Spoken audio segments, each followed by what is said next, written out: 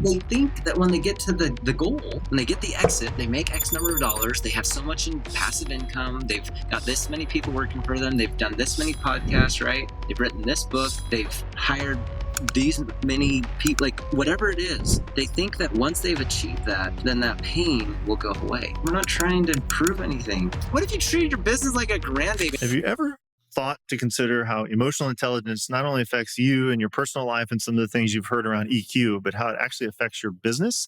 I have an awesome guest today, a close friend, Andrew Anderson. And Andrew has coached over 750 individuals. He has a really unique way to unpack that question and much more. And so I'm really excited to have Andrew here. He's a member of our Seven Figure Leap Mastermind, and he's someone that I've got to work with, I guess, for at least over a year, and got to know in a really deep way. So, Andrew, it's a gift to me that you're here. I know the audience is going to get a ton of value out of this. And so I just want to welcome you and kind of give the mic over to you to kick us off and just give us a little context about who Andrew is so that we know who we're learning from today. Yeah, well, yeah, this is a pleasure. You have a great community, and you've introduced me to some people that I love dearly, and maybe someone listening right now, as they're taking this in, will be one of those next people, and that's exciting. That's what this is all about, right? You and I are in the business of people. It's Yep. people. Who the heck are you? Like, I am such an open book. Like, my book starts as a 9-year-old boy, and I'm getting grounded in my parents' basement. Like, I will share anything. You like, what do you want? What do you want me to share? Like, I'm happy to say whatever you want me to say about myself and my background. Yeah. So I think you have a really unique personal story, and I think it provides the right context for people to understand why you do what you do, why you coach the way you do, the different tools that you bring in, when you sit with someone and you get into this deep work and really help them get unstuck and get clear and get motivated for where they're moving forward. So, this could be the starting when you got your first coaching gig and like, wow, what's coaching? And then bring us up to present day, or even if you want to go a little further back and talk about how your own personal trials, tribulations, blessings have informed, the coach that you are today. So I'd love to just kind of get the essence of how and why you coach the way you do. And I think to do that, people just need to know a little bit of the backstory. Well, let's start as that 9-year-old little boy. Like, Yeah. I remember about that school year. Thing number one was I was holding down a kid while another kid was giving him a dead leg. And if you don't know what a dead leg is, like, you're kneeing the back of their hamstring, and it makes the whole leg go numb because I was holding this kid down while my friend was giving this other kid a dead leg over the 49ers and the Dallas Cowboys, because we were and this kid was a Cowboys fan. And that was the low point of elementary school for me. And on the flip side of that same year, there was a kid named Lap Win. And Lap was from Vietnam. I have no idea how he ended up in Boise, Idaho, but he did. And he was in my class and fourth grade. And Lap knew math like none other, right? He was light years beyond where we were at 9 years old. And Lap would help me with my math. And on the playground, he and I would play. And math is a universal language, and so is play and friendship. Yeah. Teaching him how to drop a red kickball and drop kick it. Drop Good kick skill. balls, okay? Okay, that sounds good. All right. So middle school, JJ. JJ's in an electric wheelchair, and JJ needs help getting out of his wheelchair to go to the bathroom at the urinal in the boys' bathroom. And again, I don't know if anyone asked me or if I volunteered, but I think I took him. I took him to the bathroom like hundreds of times that school year, because he was in my homeroom class, and I'd lift him out of the wheelchair and he'd stand there and pee at the urinal, and I'd help him back in. And again, I don't know why. That was JJ's helper. And then high school, things get more serious. I started attracting teenage girls that became friends that had been date raped. Oh my gosh. Would open up and share these things. And so this little boy that was helping Lap, from Vietnam, or helping JJ, and now teenage girls are coming to me and they're confiding in someone, and I was able to then point them to some adults that could help them. And I think all of this time, God was tattooing this invisible tattoo on my forehead that said, future coach. Yeah. Yeah. I was I gonna say think there's a theme here that's emerging. Yeah. I'm attracting the people that no one else is going to be able to help. Yeah. That's awesome. And so, in the theme of business, it's like you obviously had some innate gifts and you leaned into your own calling and your own unique ability, but also like this emotional empathy and emotional intelligence that you had even at a very early age, all the way through high school. When I'm sure most people would have felt very uncomfortable in those situations, you seem to sort of get pulled into them and thrive. And so, at what point did this become like a career? Because like that's a whole different shift where people actually start giving you money to help them versus doing it all out of the pureness of your heart. Well, here's something I think will resonate with everyone that's listening. I didn't know at the time, but I had a lot of insecurities as a kid. Mm, I want you to imagine me, 9, 10 years old, playing fullback on the football team. And if no one knows what fullback is, like it's one of the bigger guys. I was a chubby, like overweight kid. And they said I was built like a tank, but I could run like the wind, which is the perfect combination for a fullback. yeah. I had a lot of insecurities around my weight and my who I was as a kid, and I think I just felt really good about myself when I was serving others. And I think there's a lot of people in the world of entrepreneurship that are out serving others, and they're finding something in giving that helps them overcome their own insecurities. Yes. Insecurities as a teenage boy ended up, with me. Like, I didn't grow up drinking alcohol or doing drugs. I went to church on Sundays. I was an Eagle Scout. I had a job. Like, I wasn't partying. Like, and so I struggled with everything like that most teenage boys struggle with that aren't, having sex with their girlfriend. Like, I struggled with pornography and like, and I used that. That was my, drug as a teenager. But I found so much like purpose and so much relief from all the things I hated about myself in Hmm. helping others. And I didn't know it at the time, but that's what I was doing. I was trying to like prove I can still feel good about myself and be a good human, even though I have all these things that I don't like about myself. Yeah, Yeah. I our don't think I mutual ever shared friend that. I never Cassie shared that. Shea, she, I don't know if it's a quote or she came up with it, but it really stuck with me one time. She shared that our highest values often come from our biggest vacuums. So this idea that the things we lacked as a child, our insecurities, the things where we, um, really felt in a vacuum, we really felt that were scarce in our life, become our greatest gifts often and become the thing that we really attract people into. And quick example for me, grew Yeah. up very isolated, out in the middle of nowhere, kind of didn't get to do team sports, all these things. And as Andrew knows, like my favorite thing in the world now as an adult is community. And Yeah. I can look back in my history of everything from engineering school to our closest friends to my church, life, and of course what I do professionally at Seven Figure Leap.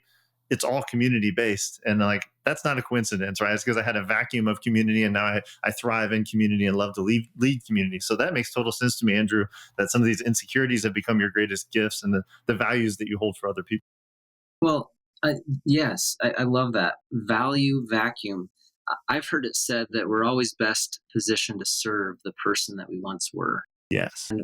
That insecure, teenage kid that's trying to prove something. My favorite clients today as a coach are those that are trying to prove something. They can never be happy with that next level of success or that next client they land or the next amount of money they make.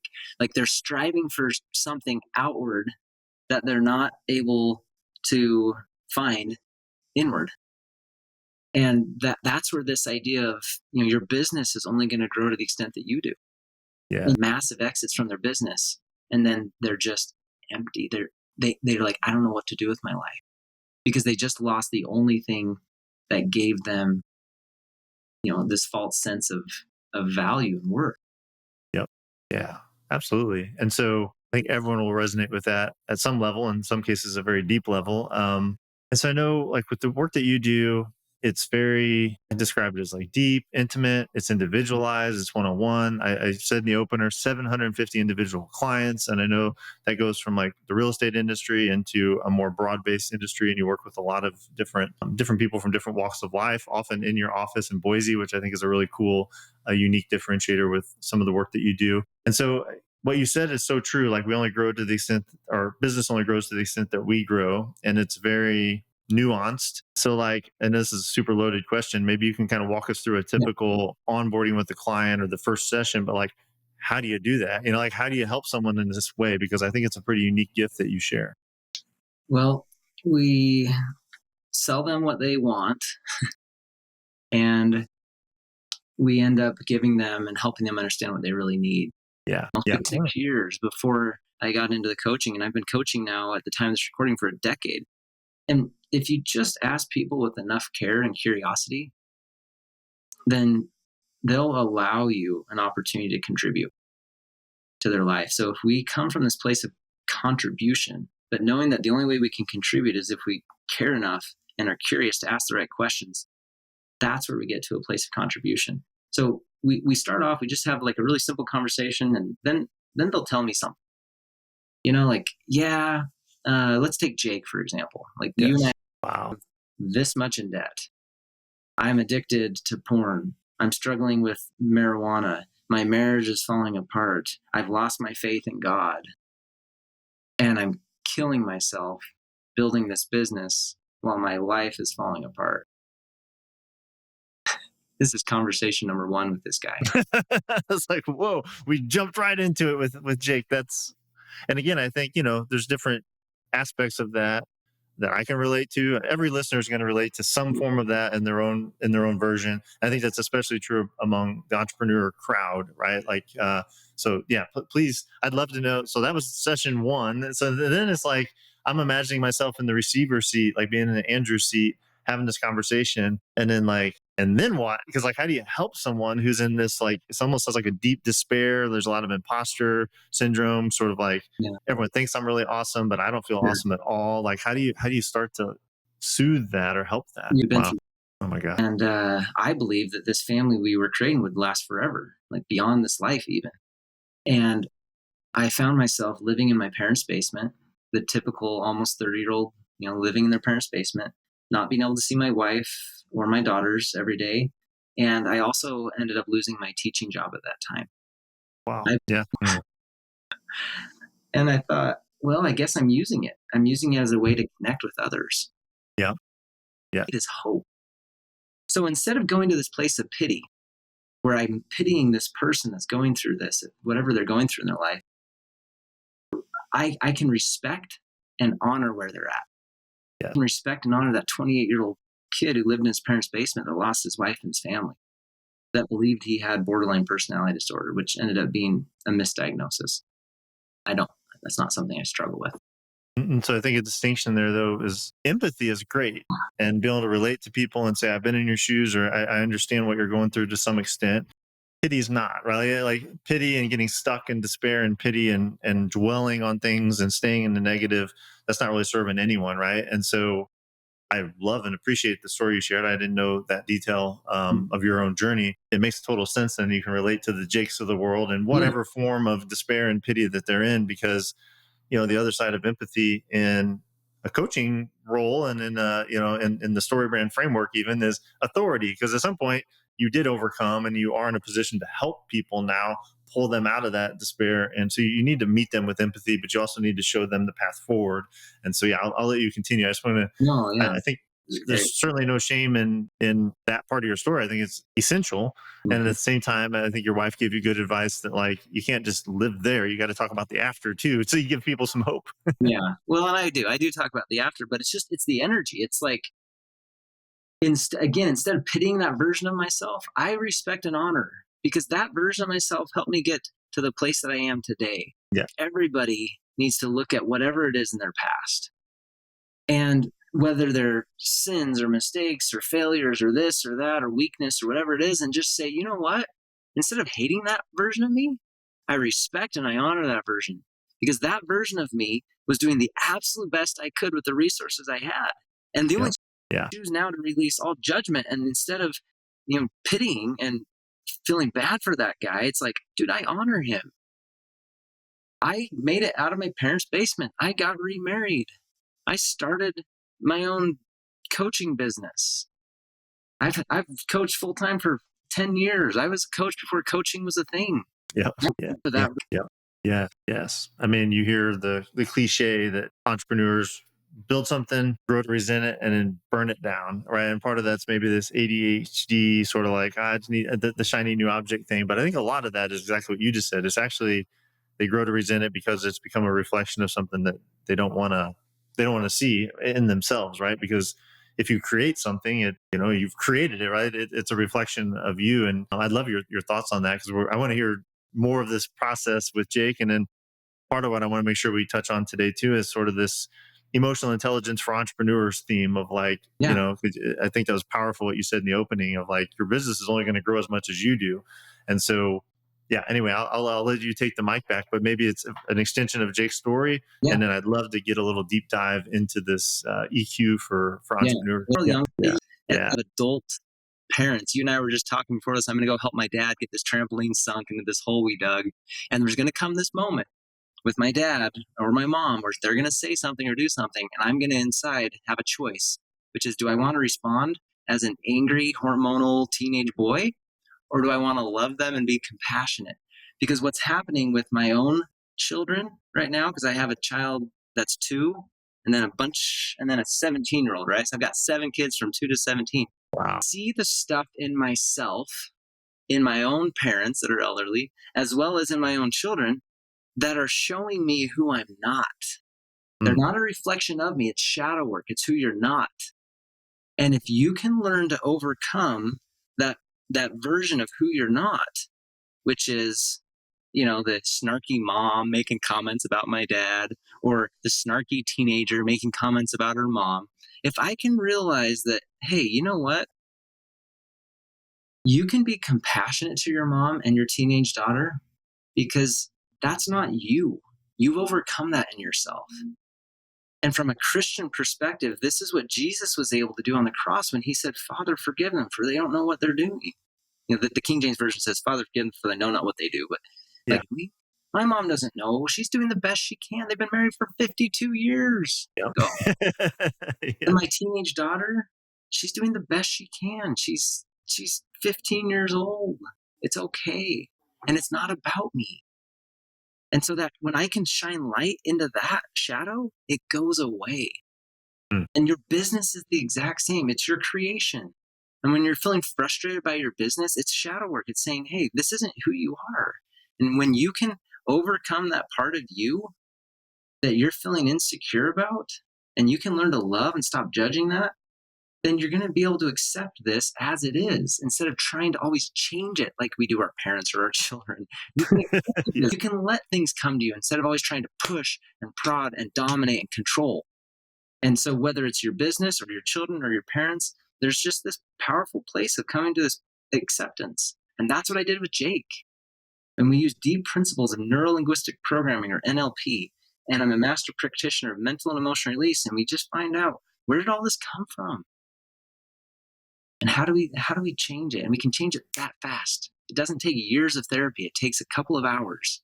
And we Wow. can rewrite neural pathways and recreate stories, allowing our unconscious mind to secrete new hormones so we feel differently and take different action and stop taking the actions that are self-sabotage. Wow. And so that's fascinating. And so that rewrite, that initial deep dive, obviously there's a part of this where you're receiving a lot of stories and information and feelings, and then you're taking action back to be like speaking truth and helping them through NLP and other, Yeah. like you said, emotional coaching Release. practices. Yeah. I don't have the words you do for it. You're So is good. that all in like the first session?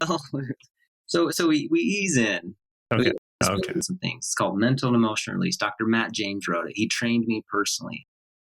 And read this book, Mental and Emotional Release, and I want you to see if it resonates. So I've done 301 of these mental and emotional release processes that are like 5 hours. Okay, Wow. it's That's 300. awesome. That's great. And so they read the book, and then I introduce them to this idea, and I say I do this thing. It's different than anything that any coach or counselor or therapist has approached you with. And if you're interested in doing it, then let's talk again. And most people, once we get to that point, like they've read the book, they say, yeah, like I want to do that. And so I actually don't start coaching anyone Mm. in a formal coaching relationship until we do the release work. Here's the analogy. You come to me, Dustin, and I am the greatest mountaineering coach in the world. And you want to climb, let's just say it's Everest. Okay. And I ask you why you want to do it. And you start to tell me about all of these things. And halfway up Everest, we find out that you don't actually want to climb Everest. You just want your dad to accept you. Yeah. Yeah. and then like you got your dad's approval and you're like, wait, I don't need it anymore. And now we don't have to climb Everest. So a lot of coaches, people fire their coaches because they take them past that point and they don't Mm, help them realize why they're achieving or shooting for the goals that they're trying to achieve. What most people are doing is they're not looking for pleasure. They want to remove pain. And so on this journey, I find out that you have this huge pack of baggage that you've been carrying your whole life. And before we even start the journey of coaching and we start climbing this mountain, I say, hey, what's in your bag, dude? And most therapists and counselors, I love them. They keep people alive. And I've had great therapists and counselors myself. But most therapists and counselors say, hey, bring your bag back next time. Let's talk about what's in there again, will you? And you're like, yeah. yes. I'm like, okay, I know a freediving coach. So before we start pursuing goals and trying to figure out what we're going for, like, let's take care of the baggage first and then determine what the values are and the goals that will help those values be fulfilled. Yeah, that's so good. That's such a great analogy because the people you help the best and the most come with this weight. And so they have a very obscured version of what they actually want. And so only through the release and that initial Mm-hmm. encounter do they ever get the clarity of what they really want. So maybe they came to you because they wanted a certain outcome or objective. But once you get them clear, that shifts and you're like, well, I'm not actually the coach for that, but I can refer you to someone who is. That's really insightful. I love that analogy of, And so rather than moving toward what they think they want, they're actually moving away from what they don't want, which is they don't want that pain. So we take care of that. With Jake, we did it. We did it and I know it sounds crazy, but we do it in 2 sessions over a 24-hour period. And then we wow. check in a week later and follow up. We then go to an event together, meet a bunch of people. 6 months later, says, hey, I think I need you to be my coach. Because we did the therapy stuff first and he didn't need the coaching then. And then he comes back. And then in month one, we double his revenue. He and his wife are trying to have a baby together. He has somebody leave his business that he was paying $8,000 to a month, and he realized he doesn't even need that person. So congratulations, you pay me X number of thousands of dollars, and you just made that much, right? Not only double, Yeah. because we're not trying to prove anything. We're just like, and like just like with our kids and grandparents, like grandparents are the best example because they just accept those grandkids. They're not Yeah. really like, Exactly. I'll take credit for the good parts, but the bad parts, that's on yeah, you. like they just That's start on my treating kids. like just pretend like it's. This is a new thought that I've never had, Justin. I hope it becomes sticky in something, but like create grandbaby businesses. I like that. I wrote it. It was a writer downer. I wrote it down. I'm like That's another great paradigm to view this. Like, what if you had pride in it? You love it, but it's not you. It's not your identity because you're one generation removed from it, right? It's not like Exactly. it's not me. It is a thing I contributed to, and I take credit for the good parts of it. That's really cool. I like that analogy. And Thank so, you. are a lot of the people that you work with, or are they exclusively entrepreneurs, business people, or not? Well, I got a text today, and it's someone I love dearly, and he's introduced me to this woman who has done some pretty great things. And he said, "Hey, this is who Andrew coaches, and yet I know something about your son that I think Andrew can help." And so it's often family members. Okay. Did Yeah. and I feel like I'm probably going to be a great fit for her son. So I help anybody that I feel like it's a good fit, and I coach entrepreneurs and executives. Awesome. And I know this is, I don't want to break the flow of this really rich conversation, but to bring it back to sort of a business lesson, you Yeah. kind of have a front end offer and then you have your core offer. And the front end offer is kind of open to anyone because it's both an offer, but it's also a discovery session for them and for you to see if you are the right fit. And so people come to this breakthrough. Is that something you charge for, I guess, with the breakthrough session? Yeah, Yeah. And yeah, so you have that revenue stream, and it's also a vetting process both ways to see if it's a great fit, and they're going to get amazing benefit out of it, whether they choose to be one of the 25% that move on past the session in the book. And then you only work with right fit clients, and you know that in a deep way because you've been through a pretty deep experience with them to do the breakthrough session. Is that all pretty accurate? yeah, 100%. We get done with that breakthrough experience, and I say, listen, you got a lifeline for a lifetime. Like, I guarantee 100% money back, like the work that we just did. And I'm going to live to the year 2102. I'll be at least 117. But now biohacking, like I used to say that and people looked at me like I was crazy. Now they're like, 117, why not 180? You know? No, I tell them I'm probably going to outlive you. So it's going to last for a lifetime. And if at any moment we check in and you want that continual support and you want someone in your corner that you're having that conversation with as you're continuing to create your life, your business, your relationship, your family, and ultimately, like, this is about their soul. Like, it's really, it's about who they are as an identity of, like, who are you? And most people can't answer that question. But once you can answer it, then you don't have to identify with what you've created. I am not the father of Kella, Avery, Talon, Tacey, Brody, Jacob, Tanner. If any of my children are listening, I missed one of your names, please. Seven's a lot. I'm You not get the a pass. son. Those are just labels, right? Like, I know I have a document that I read every morning. I know exactly who I am. And therefore, anything that I create that's a failure or success isn't me. Yeah. Tie myself to those results, just like my I hope my parents are proud of, but I hope they are strong enough in their own identity, which they are, that they're okay with our failures and successes, and they just get to enjoy watching their children and now 30 plus grandchildren on their own journeys. Yep, yep. I love that. Yeah, as someone who's entering the empty nest phase of life, it is that's been an adjustment too of this. Like, love my son, he'll make his own choices, and for one, you got to give up control of that, and two, that's not me. That's not my identity. I did the best I can with the tools I had, and I hope he does the right things, but ultimately, he's responsible for himself at this point, right? And I'll always be here, always be available as a guide and a loving parent, and all those things, but yeah, and I think that there's some really healthy carryover from that into how we view our businesses, because in some ways they are sort of like children, obviously not the same depth as an actual Yeah, child, but treating them like grandchildren instead of children, I think is a great analogy. yeah, yeah. You can love them while they're there and send them home for the weekend. Yes, I love it. Well, man, this has been amazing. I can't believe we're already 36 minutes in. So, yeah, as we're kind of wrapping up here, is there anything in this theme of sort of EQ for entrepreneurs and this limit that you set on yourself with your own personal development that you would want to articulate or talk about before we talk more about like how people can get a hold of you and get the help that you provide? Yeah, I believe, and correct me if I'm wrong, or someone can comment here, but I believe it was Aristotle that said, "Know thyself." And from the story brand guy, right? Like, we talk about knowing your avatar, with knowing your ideal client and customer, knowing those that you serve. I think it's really hard, and we'll always be chasing the next customer or client, the next buyer, the next employee, if we don't know ourselves.